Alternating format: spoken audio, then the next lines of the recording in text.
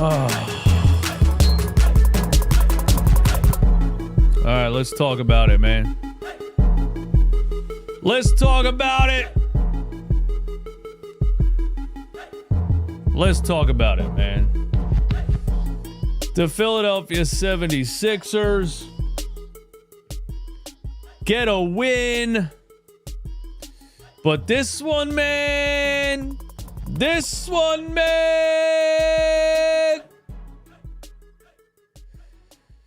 This one felt like a loss, boys. This one didn't feel like a win, man. Charlotte Hornets without LaMelo Ball, without Miles Bridges, without Grant Williams. I mean, basically Brad Miller and a bunch of G Leaguers out there. Brad Miller and a bunch of G Leaguers, man. And you were up by 20 points. Guys, we do it every Sixers game. Every game we do it, man. Every game we get up against a bad team by 20 or so, 15, 20, whatever. And we feel like it's going to be a convincing victory and nothing bad is going to happen. We do it every game. And then I make a joke during the live stream and I say, the Sixers couldn't possibly blow this lead, right? Look, anybody that's going to be in the chat saying, man, why are you complaining about a win? Just tell us all you didn't watch the game, okay? Because there's moral victories and there's moral losses, all right? When the Sixers play undermanned and they're missing a lot of guys, like when they when they fought with the Cavs, right? The Cavs were 12-0 at the time. The Sixers were playing without Paul George and a bunch of guys, and Jared McCain dropped 35 and 10, and they went down to the wire with the 12-0 Cavs. That's a moral victory. That's a loss that you feel good about, right?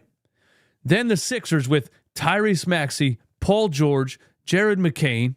Yeah, no Embiid, and Andre Drummond's hurt.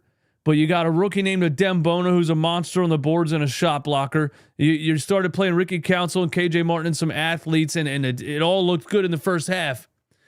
And then the coach goes away from everything he was doing in the first half in the second half for his stepson Kyle Lowry and some others. And you blow a whole 20-point lead to the Charlotte Hornets without four of their best players, and you almost lose that game, and you need Tyrese Maxey to hit a couple clutch buckets to save you, and actually you got lucky that Brandon Miller decided not to shoot a three on an inbound that was set up perfectly. That's what we call a moral loss. And I don't want to rant about the coach all the time. I don't want to watch this team and constantly be complaining about the coach, but I don't feel like I'm crazy, man. You know, there's people that'll be like, every coach you have, you blame it on the coach. Every time this team sucks, you blame it on the coach. Brett Brown sucked. Doc Rivers sucked. Nick Nurse sucks. And I'm like, I don't know. Because it seems like every time we get a new coach, the guy just does the dumbest shit I've ever seen in my life. So I don't know. Is it me just blaming the coach all the time? Or do we keep getting a coach that does all the dumbest shit I've ever seen? Let me tell you something, guys. Well, there's a lot I want to get into, okay? There's a lot I want to get into. Thank you for being here. Welcome. Hit the like button for me one time. 329 people in here. Give me 329 likes. There's some things I want to say, and then you guys can call me on the Discord if you have some things that you want to say. All right, Discord link is pinned at the top of the chat. By the way, Maxey McCain 25, Make the Sixers Great Again t-shirts are available on runitbackphillyshop.com right now, and I'll give you 20% off. Promo code SICKOS20. And don't forget, these shows are brought to you by Game Time Ticket app. Get $20 off your ticket purchase on Game Time Ticket app by using code CLNS. And DraftKings Sportsbook, new customers get $200 in bonus bets when you bet just $5 using promo code run it back. Let's get into it, man. I'm trying to see if I can break down the game by quarter, and I can, because that's what I want to do. Because there's just some things I'm not understanding. But the Sixers beat the Charlotte Hornets 110-104. Paul George has his second game back after being sidelined with his second hyperextended knee of the season. Tyrese Maxey continuing to try to get back into rhythm after his missing 7 games with a hamstring. Jared McCain trying to break a slump. You know, he had a historic run for a rookie for about 6 straight games, and then went ice cold for 2 games and got back in his groove in this one. There's some things that I'm questioning about Nick Nurse when it comes to this game. All right. Andre Drummond has a sprained ankle. Joel Embiid's still not playing. Gershon Yabusele is not a defensive center, not a great rebounder in NBA standards, and not good at guarding the rim in NBA standards. And you got a young kid named Adem Bona, who's a 6'10", 240-pound rebounding shot blocker out of UCLA that you drafted in the second round. And not only did you not play the kid for 16 games, now you're forced to play him, right? And again, we said last game, Nick Nurse being forced to play these younger players, these younger, more athletic players, and the Sixers look better. You know, and this coach has admitted this. He's said this in a press conference before. I like to give the veterans the first crack at it. If I don't like what I see or it's not going the way that we want it, you know, then I'll give the young guys a shot. He's literally said it out loud. Okay? And Keith Pompey asked him before this game, are you thinking about starting a Adem Bona with Andre Drummond out with the ankle and Joel Embiid still not playing yet? And he said, you know, who are you going to go with, Yabusele or Bona? And he said, you know, Bona's been playing good and he's been impressive, but I'm probably going to go with the veteran. That's how he said it too, which I don't even know if Adem Bona, I mean, if Gershon Yabusele is considered a veteran because he played in the EuroLeague for 5 years and just came back to the NBA. So literally the older player is what he meant. I'm going to play the older player. That's what he does.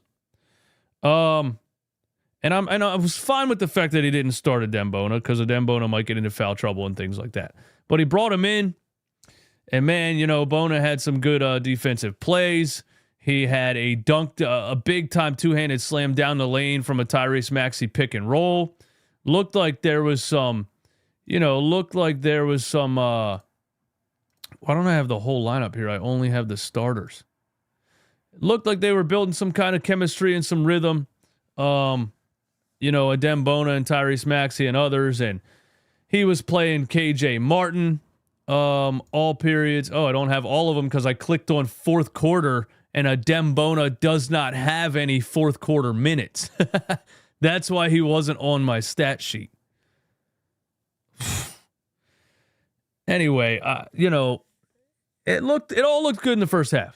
And we were watching Ricky Council do things and KJ Martin do things and Adem Bona do things. And we were saying, look what happens when you play young guys with athleticism instead of Kyle Lowry and Reggie Jackson and Eric Gordon and all these old guys that are getting ran off the floor every night. And the Sixers built up a 20-point lead. And I don't want to look at Kyle Lowry's plus minus. And I don't want to blame everything on Kyle Lowry. But they were up by 20.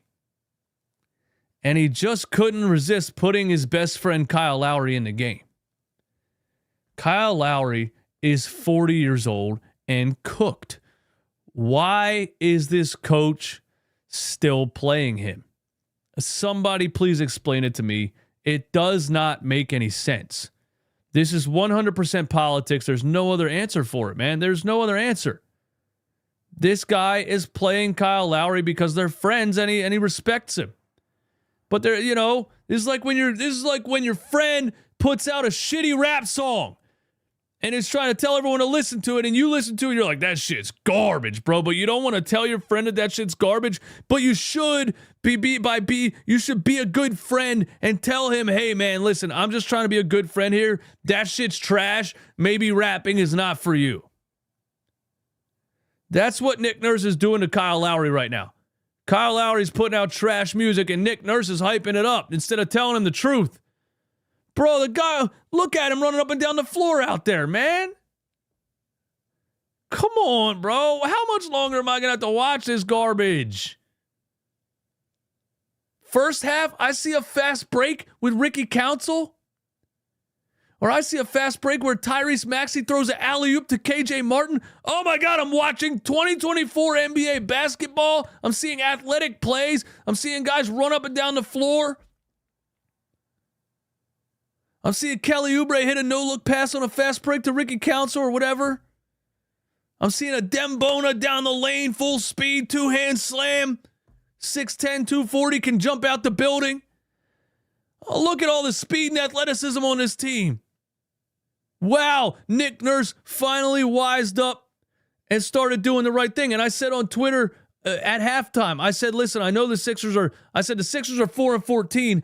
I know that they've been out, they've had their best players be injured and everything else. But if Nick Nurse would have started the season playing KJ Martin, Ricky Council, Adem Bona, and Jared McCain, they'd probably be 10-8 instead of 4-14. And in the second half, he goes right back to it.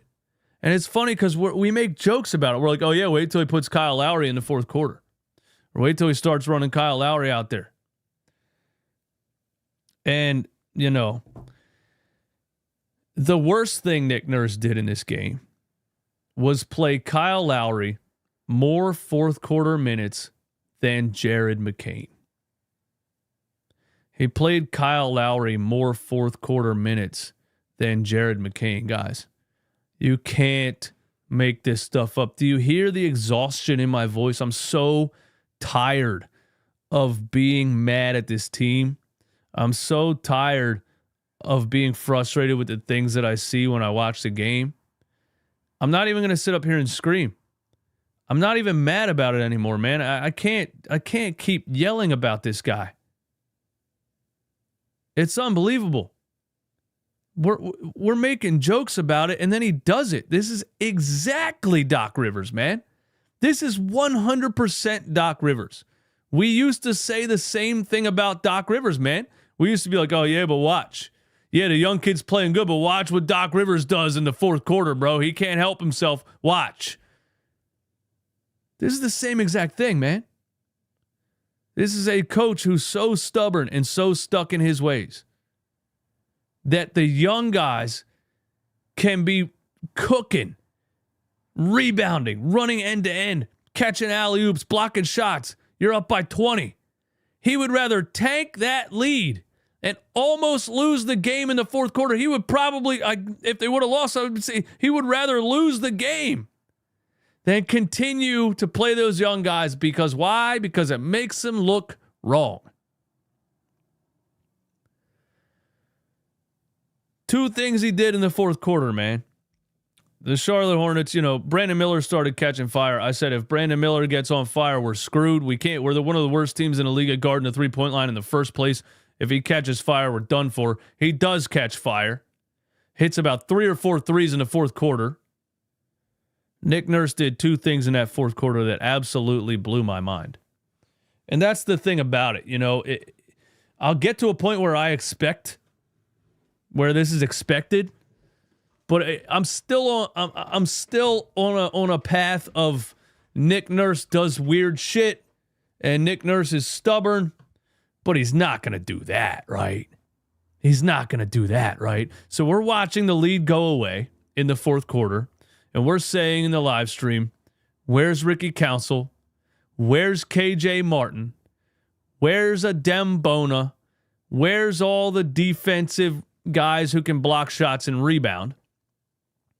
And we're watching Nick Richards get offensive rebound after offensive rebound after offensive rebound. Yabusele gets elbowed in the face by Nick Richards, goes out of the game with a bloody nose. And so we're saying, well, he's definitely going to put a Dembona in the game now, right? Clearly, he doesn't want to put him in the fourth quarter. But he's definitely going to put him in the fourth quarter, right? Because now your only other center, who's not even really a center, has a bloody nose and is sitting on the bench. Oh, no, guys. Nick Nurse takes it a step further. Instead of playing a Dembona in the fourth quarter when you have no other centers active because Yabusele's on the sideline with a bloody nose, he says, fuck it, I'm going no center. What?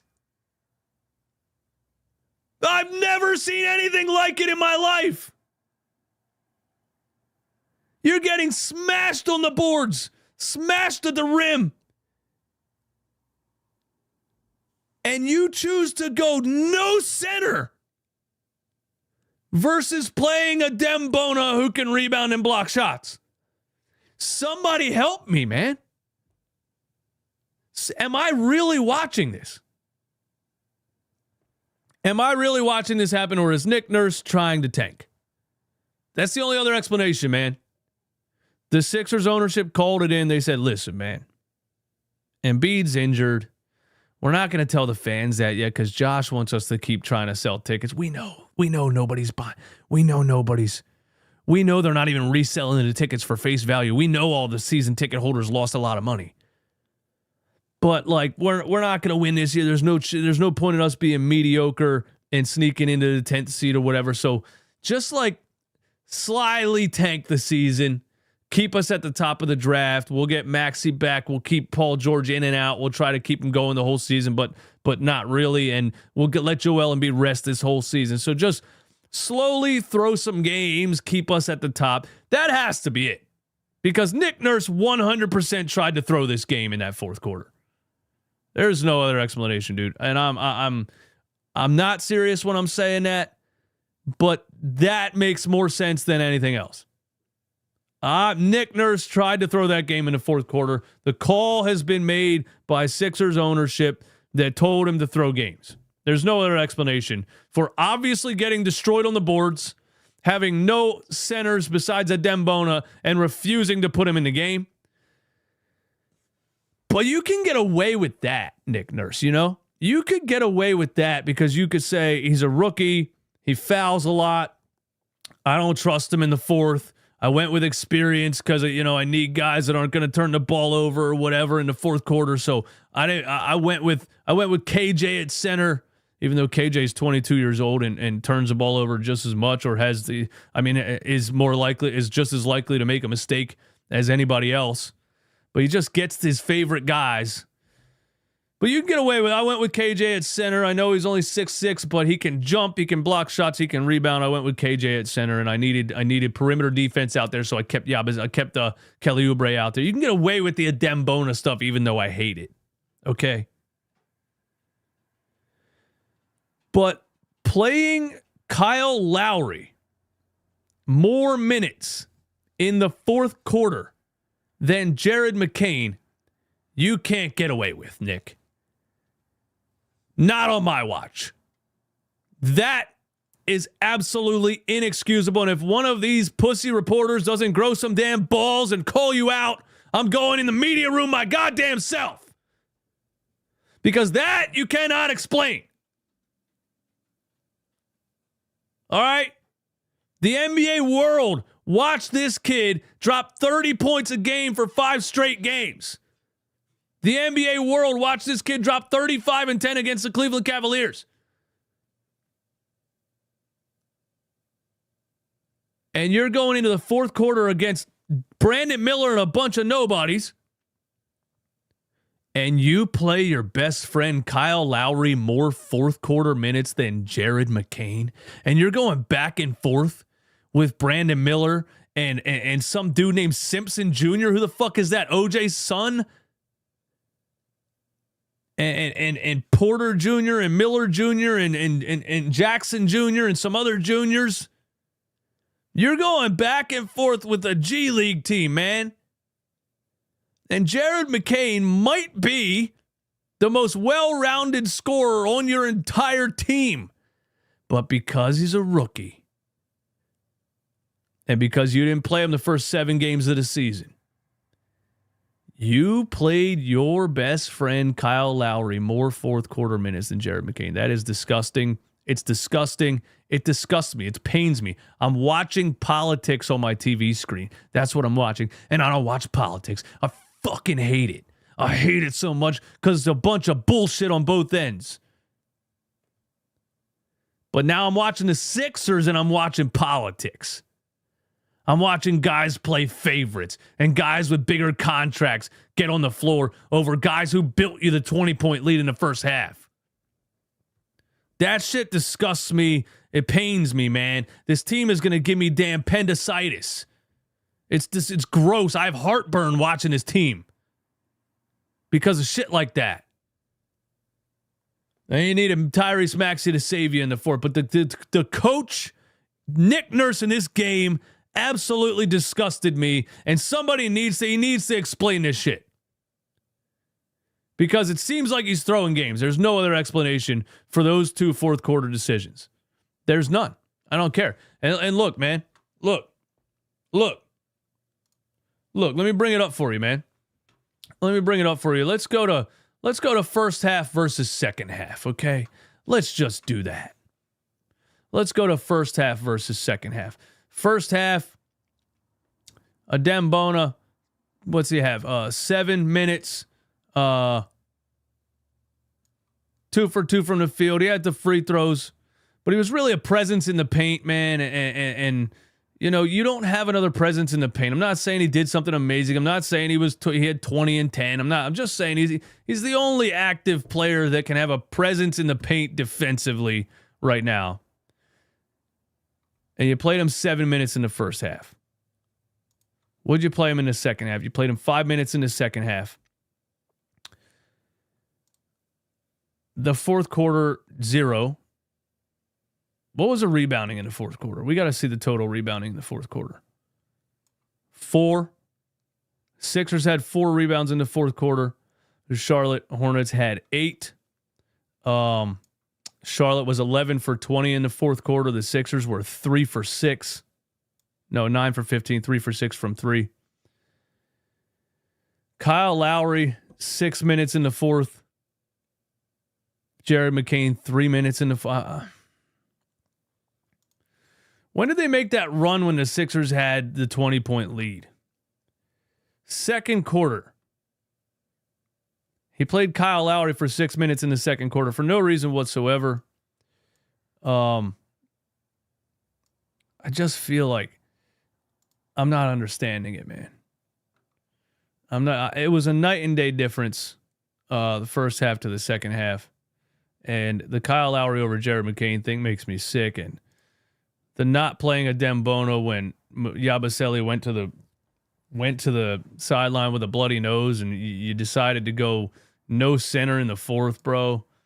And the Hornets get out rebounded you 8-4, 10 rebounds, 5 offensive. My bad. They out rebounded you 10-4. They out-rebounded you 10-4 in the fourth quarter, and they had 5 offensive rebounds in the fourth quarter. They had 5 offensive rebounds in the fourth quarter, man. You went no center. You gave up 5 offensive rebounds, and you almost blew the game. Do I have anything positive to say about this game? I don't know, man. I don't really feel like I do, really. We got 2 people waiting on the Discord, man. I'll get to the calls, man. My notes. Let's see. First quarter. I don't even want to talk about the first quarter. I don't care, bro. I don't care. I don't care. It's so hard to care about anything good to happen when the coach almost threw the damn thing in the fourth. The Hornets were cutting into the lead in the third. Jared McCain hit back-to-back open corner threes in the third quarter. Jared McCain had a run in that third quarter, man, where he scored like 10 points. And then he had a heat check that he missed, but I liked it.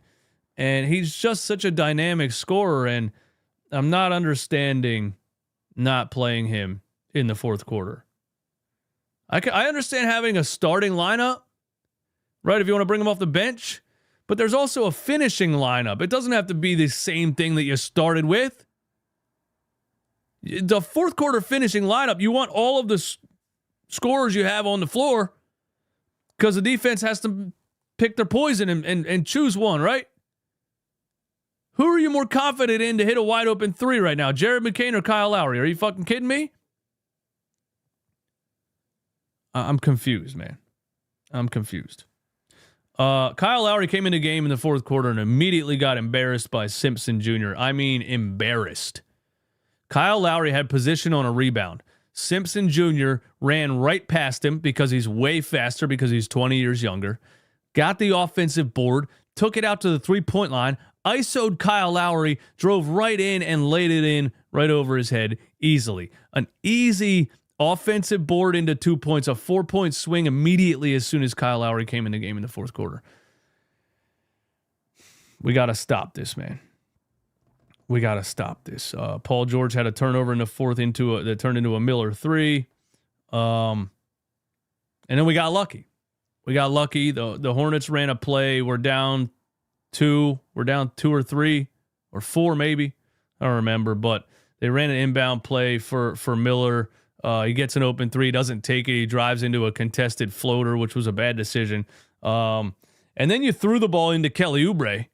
After Maxey made 2 free throws, you threw the ball into Kelly. No, Maxey made 2 free throws. You got a Nick, what's his name again? Nick Jackson or whoever, the center for Charlotte that was killing us on the boards. You got him down the lane for an open dunk, and then you threw it into Kelly Oubre, and I was like, oh my God.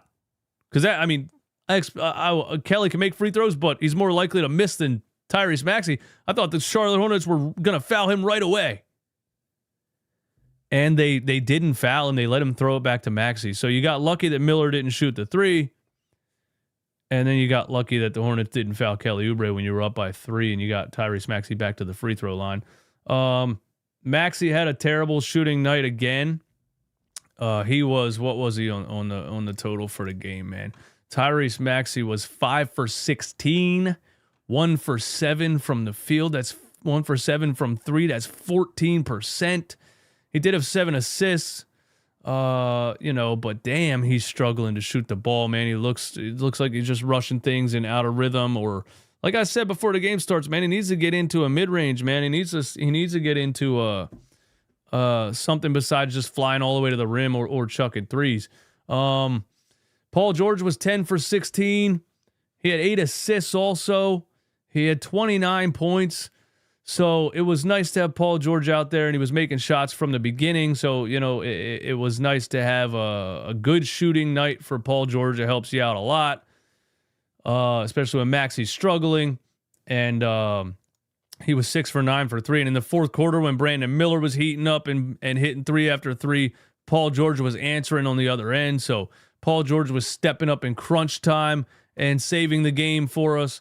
I'll give Paul George credit for that. He did have a horrendous take to the rim on a fast break where I was just roasting the fact that he looked like he's 57 years old when, 27-year-old Paul George would dunk that. He does this slow motion Euro step lefty. He got the foul call, but I'm like, damn, bro.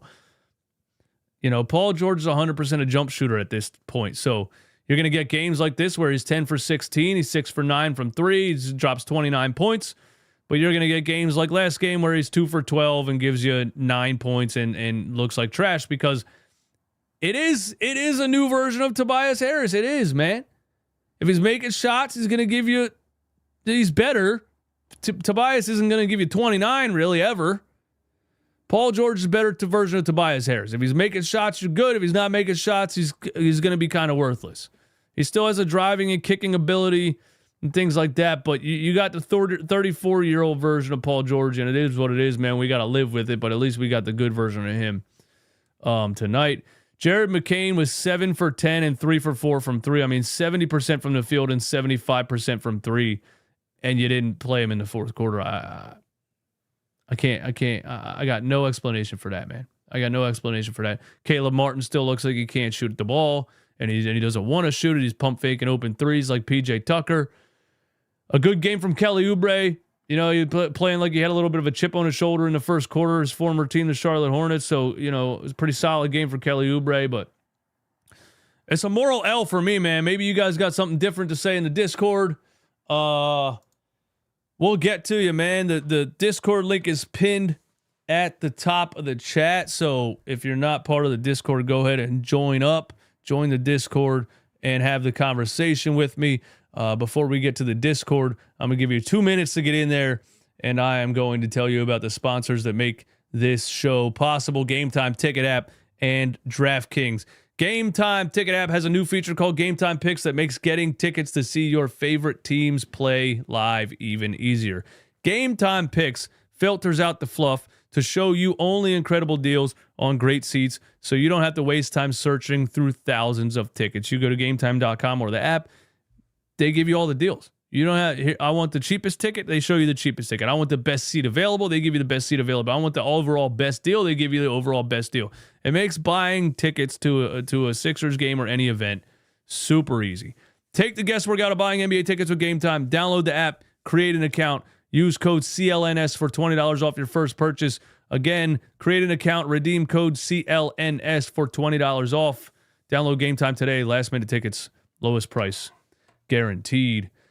And this is also brought to you by our friends at DraftKings Sportsbook, the official sportsbook of the NBA. The NBA in-season tournament is here. The courts are still ugly, but your parlays don't have to be. Get in on the NBA in-season tournament action at DraftKings Sportsbook, an official sportsbook betting partner of the NBA. Right now, for the first time, if you're betting for the first time, here's something special just for you. New DraftKings customers get $5. Bet $5 to get $200 in bonus bets instantly. That's $200 in bonus bets by betting just $5. That's an insane deal. And if you're not into sports betting, you want to get in, why not start with $200 in bonus bets?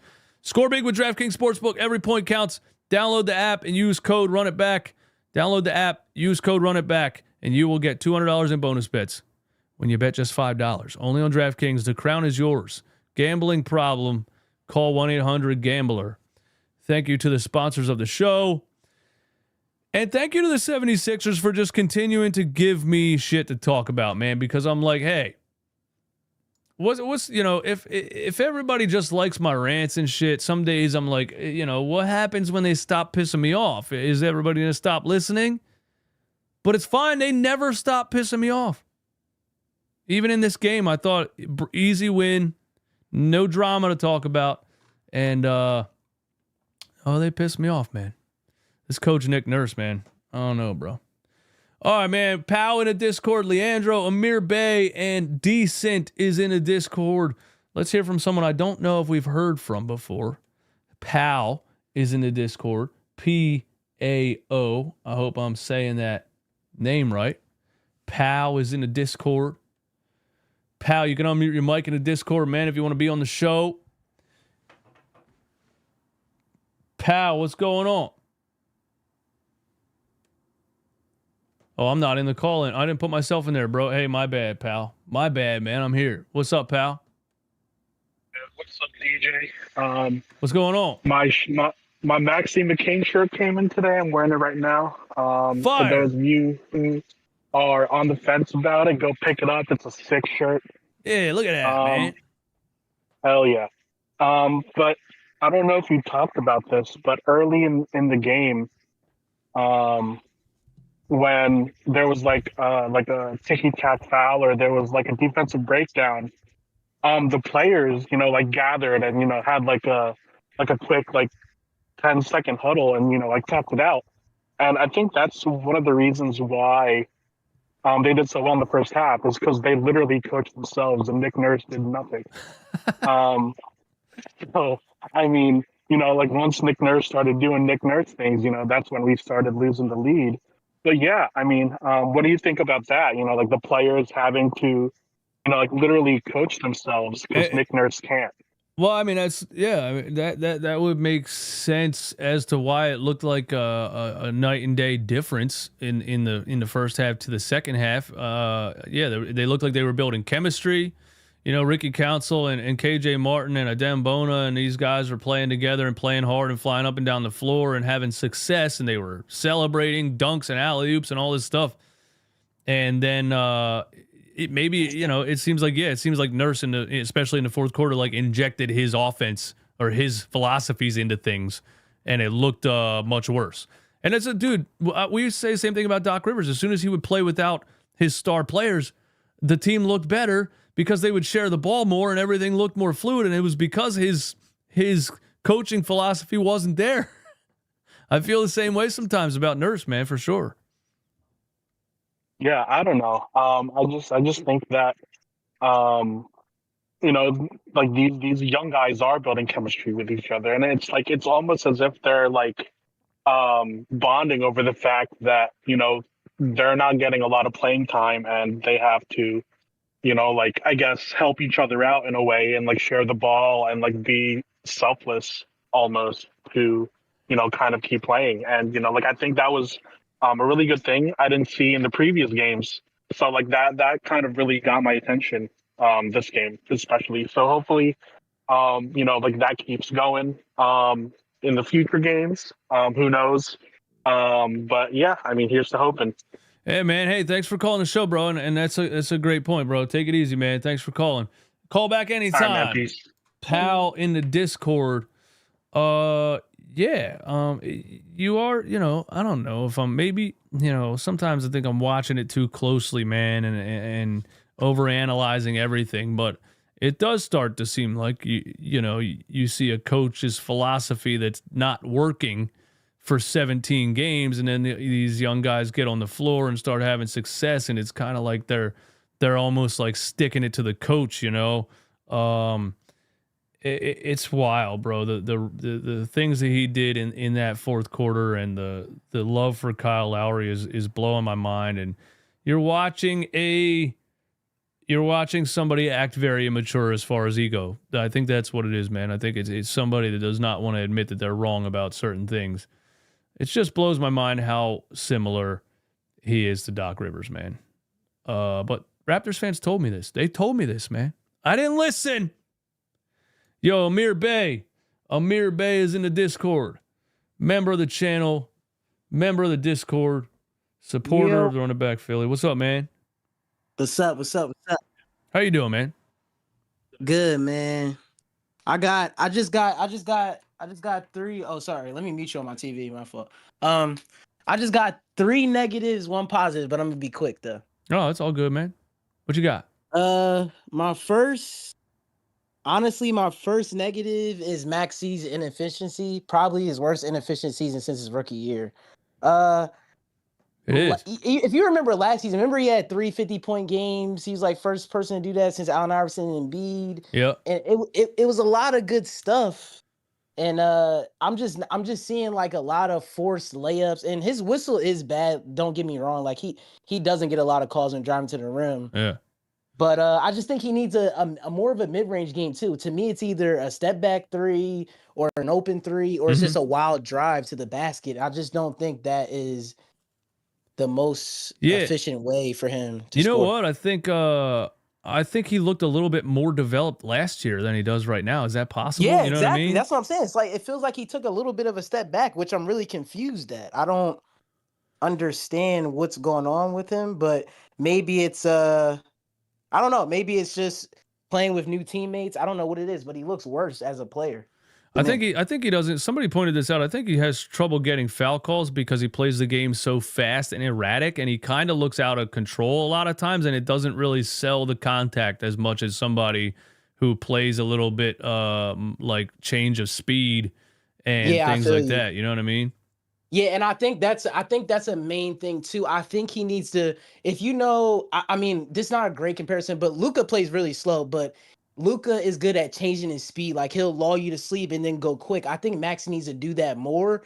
It's like Russell Westbrook when he was younger. He's always going at 100%. Yeah. Sometimes I could go 75 and then increase it to 85. You know what I'm saying? Yeah. It's always just go with him. Yeah, absolutely. I agree with that, man. He needs to get back to what he was doing last year. He had a little bit more versatility in his offensive game, man. A little bit more like mid-range game and things like that last year. I really think that. So We'll see if he gets back and then to my it, man. second negative is just Nick Nurse as a whole. I think he's doing a terrible job this season. Uh, Kyle Lowry goes 0 for 1 from 3, 0 for 1 from the field. He's a -2 on the court in 13 minutes. McCain 7 of 10 from the field, 3 of 4 from 3, 17 points in 3 quarters, and he doesn't see the floor. That Kyle Lowry, Maxey, Oubre, Yabusele, and PG lineup in the beginning of the fourth quarter almost lost us the game. That's how Hornets got back in the game. Yeah.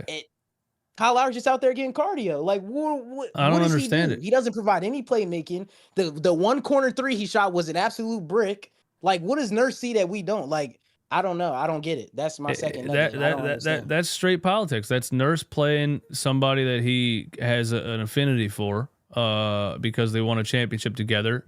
And he's just doing him but he's not doing him a favor because you're embarrassing yourself at this point. You know, you're 39 years old. And I knew we were cooked, DJ, when Lowry came out with a fucking hair bun like he's a fucking lunch lady. Like, come on, bro. I knew we were cooked. I'm like, come on, we can't be serious. I said it looks like he has a field. Came out with field hockey hair. He's got the field hockey headband on. Like, I seriously, I was telling my dad tonight, I don't know What if is Kyle Lowry that? is on the NBA roster if it wasn't for the Nick Nurse and the Sixers. No, really absolutely not. The Miami Heat released him. Yeah, No. like I don't get it. No.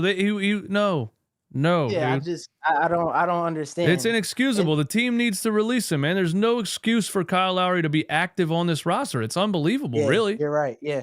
When you watch him run up and down the floor, I'm like, look at this guy. Come on, man. You're embarrassing yourself. You're somebody's 40-year-old And then even at one point, he uncle goes out there. McCain, Maxey, and Lowry 3-guard lineup. Like, what are we doing? Like, that's not gonna work. He brought McCain back in. He's left Lowry out there. He had a 3-guard lineup out there. What are you doing?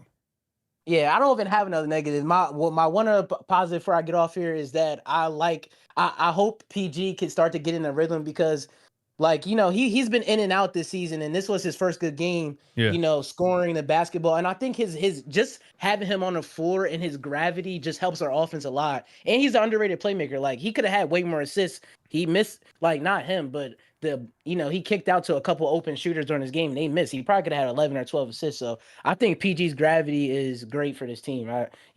Yeah, dude, I completely agree with that. But I think this is what you get with Paul George at this stage of his career. I think you're going to get good shooting nights and you're going to get bad ones. You know, last year in the playoffs, he had 3 or 4 really good shooting games in that playoff series. Yep. And then the last 2 games, he was ice cold. And he's not going to give you much more than that when his shot's not falling. So I just think that's the Paul George you're going to has get. declined to an insane amount. Like, that fast break layup was just, I was like, bro, what the heck?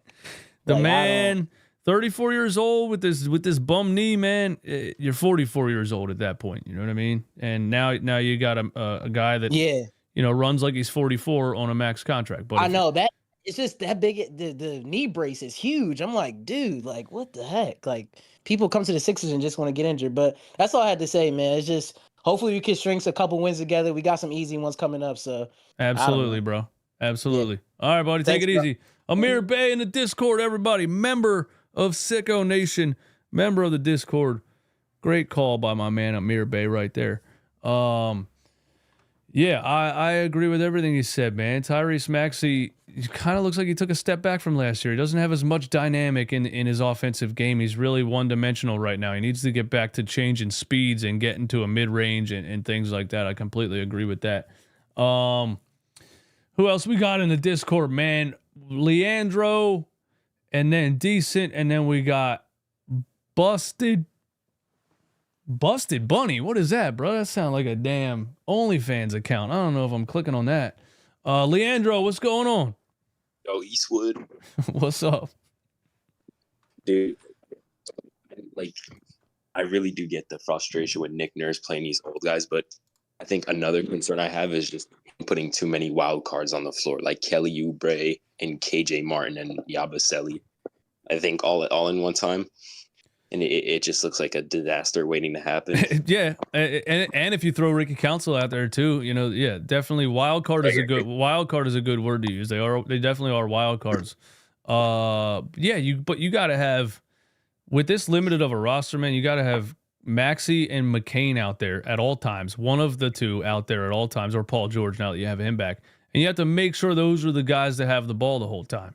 Yeah, because if if we have to watch KJ Martin or Yabusele or Kelly Oubre and even Caleb Martin to take another dribble, dude, we're in some serious shit. Yeah, not like we're not in shit already, but oh yeah, we are, dude. If we're struggling to beat the Hornets without LaMelo and Miles Bridges, man, this team is very cooked. Very. What else you got, bro? I mean, at least he didn't play Eric Gordon.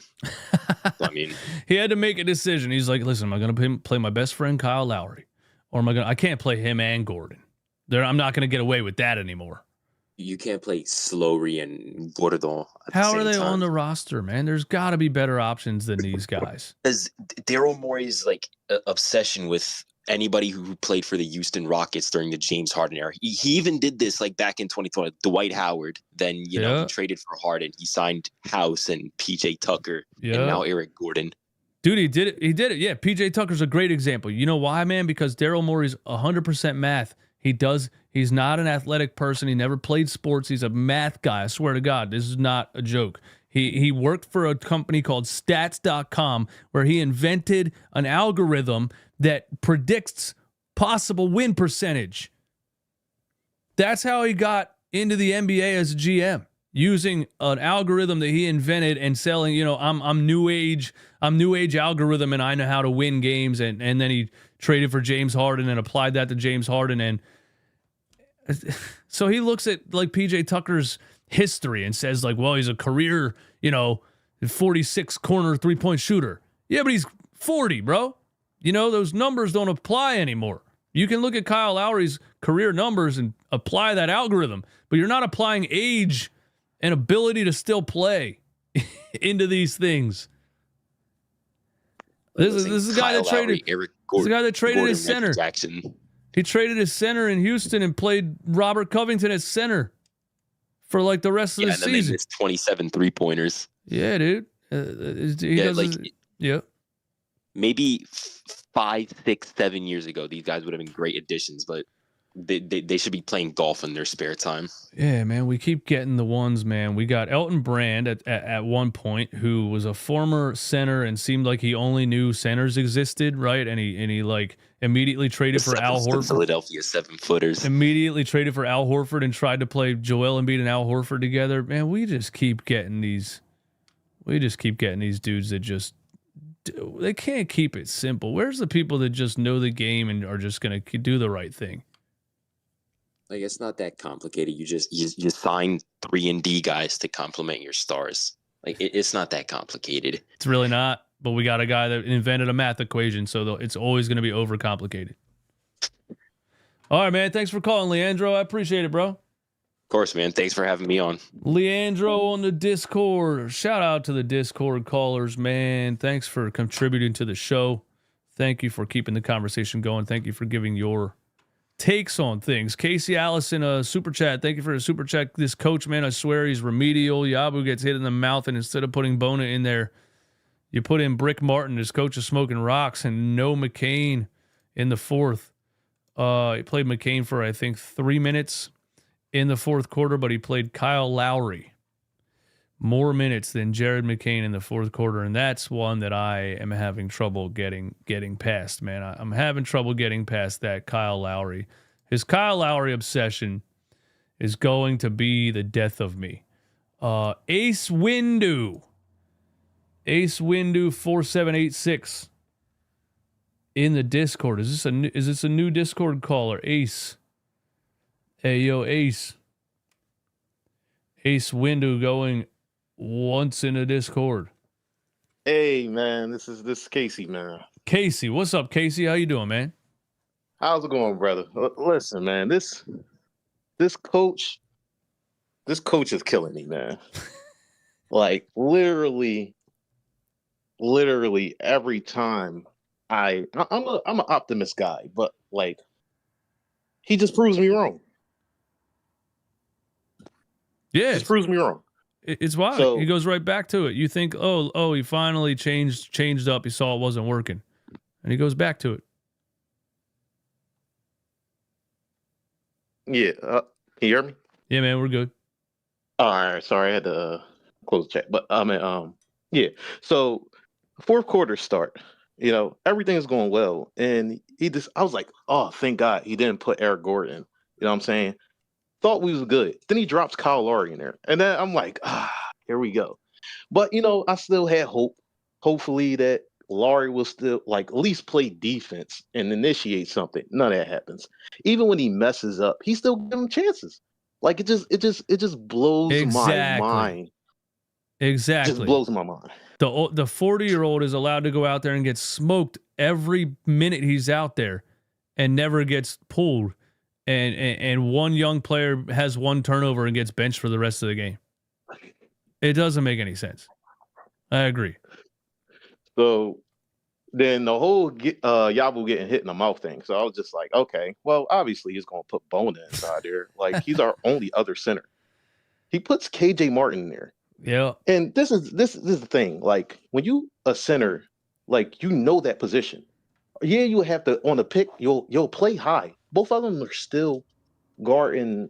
Who was it? The guy hitting all the threes. I can't. Yeah, Miller, Brandon Miller. They're guarding them damn near the logo. Okay, one of y'all got to get back. Nobody gets back.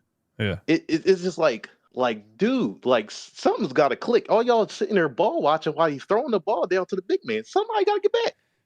No communication, nothing whatsoever. And Nurse just like, okay, this is a bad idea. Let me call a timeout. Pull the big man. Something got to click. Like it. Yeah, man. Yeah. I just wanted to call up here and rant, man. All right, bro. Hey, I appreciate you calling, man. Always feel free to add to the rant, man. Excellent points, and thanks, man. Call again anytime. Ace Windu 786 in the Discord. Yeah, there's a lot. It's not just the roster, and it's not just, you went KJ Martin at center, and it was a weird decision, and you're getting killed on the offensive glass, and you don't have a center on the floor, and a Dembona could help you, and you hate him, so you don't put him in there. When it comes to defense with this team, I'm not seeing much of a philosophy at all, man. What my man Ace just said, they do that all the time. They double team around the screen, they blitz around the screen, or whatever you want to call it, flash around the screen to force the ball handler to get rid of the ball. But then there's no rotation. There's no help after that. So every single time you get the roll man wide open down the lane. They did it like 3 times in a row in the fourth quarter. It doesn't make any sense. If you're going to flash around the screen, how is there not another defender rotating to where that guy, like, that's what practice is, and running defensive plays and schemes, right? Like, it just seems so random. It just seems like there's just players out there doing random shit, and there's no coach at all. That's honestly what I feel like with Nick Nurse, and this is what Toronto Raptors fans told me, and here we are. We should have listened. Not that we could have stopped them from hiring him anyway, but we should have listened. A Decent in the Discord. Yo, A Decent, you there? Yo, what's up, man? I can hear you, man. What's up? All right. What's going on with you, East? Chilling, man. Just Sixers, they got to win, but this is a moral L to me. You can't blow a 20-point lead to the Hornets with Brandon Miller and a bunch of nobodies. And I mean, you got Tyrese Maxey and Paul George and all these players, man. You can't be doing this. Yeah, I agree with you, bro. And the thing is this, I'm gonna go off another game that Sixers oriented. I'm gonna give the Thunder as an example for like the Maxey struggles. Yeah, I'm gonna give an example. I watched the game, I guess like two days ago, I think, when the Thunder were playing, and I still keep an eye on your boy Isaiah Joe. Yeah, every now and then, because former 76er, I love that guy when he was here. Mm-hmm. He went in a game where he was shooting from 3. He was 0 for 6. Couldn't hit a basket to save his life. Now, mind you, he's not an all-star. He's just a regular rotational player. Yeah. Right? Mm-hmm. This coach went out of his way in the guts of the game to create a shot for Joe to get him open, to give him a good look at the basketball. Wow. Out of a timeout, that's what a coach does, right? He's like, hey, my three-point shooter's struggling. Exactly. You get what I'm saying? Yeah. You have an all-star that was shooting 2 of 11 in the first half. And all he could think about was how he could get Paul George to take over the game. Never mind the idea that Paul George was cooking tonight, but you got another player in Tyrese Maxey that if you could get that guy going, y'all be up 20 with ease. Yeah, I mean they were up 20. Exactly, but they would have put their foot on the gas. Yeah. For good. Yeah, I was saying, man, they need to stretch this to 25. I don't feel comfortable. We were making jokes about them blowing the lead. I never felt comfortable when I saw Tyrese shooting 2 of 11 and only had 8 points. I was like, nah. Yeah. This game is going to be close because Nurse is not addressing the elephant in the room. Your all-star, the go-to guy for your team, literally is having a bad game. How about you get them baskets by creating easy baskets? See, at the beginning of the game, you saw Tyrese being very reluctant to drive to the rim and create contact and so forth. He backed off and was running give and goes with KJ Martin, which was working in the first half. KJ was benefited from it. Yeah. But eventually the coach was going to tell the team to buckle down, take away that, and make Tyrese beat you. And Tyrese still was reluctant to shoot. Only time he took it was like it was just broad daylight. You gotta hit, you gotta take this shot. That's what the mindset Tyrese had. And his coach didn't lift him up and tell him, we're gonna get you a easy basket. We're gonna run something where we get you an easy basket. Yeah, he just kind of watches him lose his confidence and lets him go like that. Why? I don't know. I don't think he really coaches. I'm not seeing a whole lot of coaching. You know what I mean? I look. I don't know if you saw my post on Twitter. I was ready. I was like, all right, it's time to fire him. I don't want to watch this no more. This dude does not know how to coach a team. It's weird, man. It is weird, man. It's weird. I don't. But you know, everybody also assumes that when a coach makes a crazy lineup decision or refuses to play a certain player or whatever, and then we're like, if he doesn't put him in here, he needs to be fired. So that's us assuming that the owners are watching the game and know what they're watching. None of these. Josh Harris is in a damn Commander's hat. Yeah, he's not. Find out. He doesn't know anything. If somebody came up to Josh Harris and said, "Hey, the Sixers blew a game because Adem Bona wasn't in the fourth quarter, or Jared McCain wasn't in the fourth quarter," and Josh Harris would probably be like, "Is that one of my wide receivers? Who the fuck is Jared McCain?" No, the answer would have been, have you seen the Washington Commanders as of late? This team is amazing. Come to our games and watch them play. Yeah, so they're just. I don't even think the owners are really paying attention at this point, man. They're just like hiding. None. They're just in a room and they're like, someone's calling them like once a week, and they're like, yeah, just tell everyone he's ramping up still, and they're like, hey man, that's not working anymore. Like they've been ramping up for like, all right, well tell everyone he has knee swelling, and we'll just shut up, stop calling me. I'm not dealing with this right now. Like that's really what it seems like. That's why the whole feels like we're in the dark because we're seeing something. Horrible. And then we're not really getting any answers, and nothing really makes any sense. And yeah, I think it is all starts with ownership. With Nick Nurse at the helm. You got a guy that shoots 7 of 9 from the field, hitting back step away shots on people under duress. Yeah. And Jared McCain, I'm like, this dude's a hooper. What in the hell am I watching? I don't know, brother. This dude's bailing out our offense with his play. And I'm like, wow.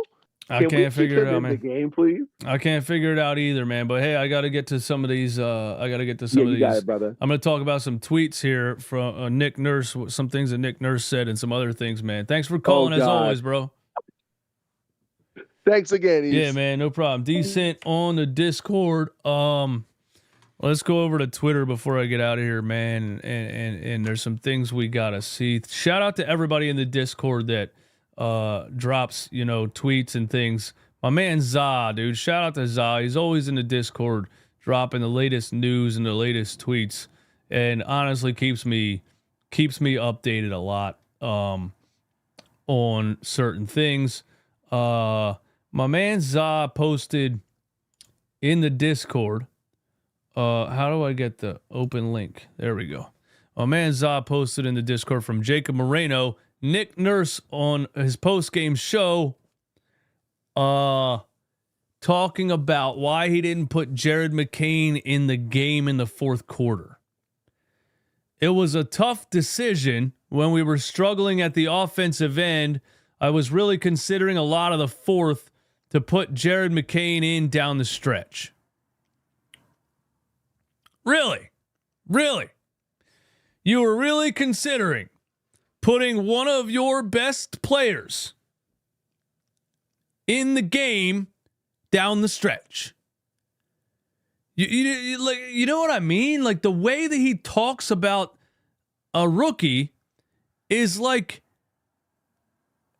it's not what we're seeing.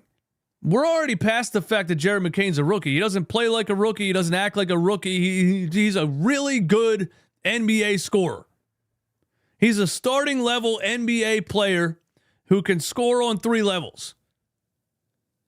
And the coach talks about him as if he's like, as if it's like somebody's parent coming up to him, coaches a high school team, and the parent's like, it was during like a blowout, and bro, why didn't my son get in the ball? I was really considering putting him in the fourth quarter. I almost got there, but it got a little chippy, and I just didn't want to put that kind of pressure on him. Some bullshit like that. It was a really tough decision when we were struggling at the offensive end, but I was really considering a lot of the fourth to put Jared McCain in down the stretch. No fucking shit, Nick. What? So are they going to ask him, okay, so you decided to leave Kyle Lowry in there? You thought that was the better decision? You were struggling offensively, and you just saw Kyle Lowry give up an offensive rebound and then get embarrassed on a layup from Simpson Jr. right over his head because he can't play offense or defense anymore. And so your decision was to leave Kyle Lowry in there instead of put Jared McCain in. Well, I was considering it down the stretch.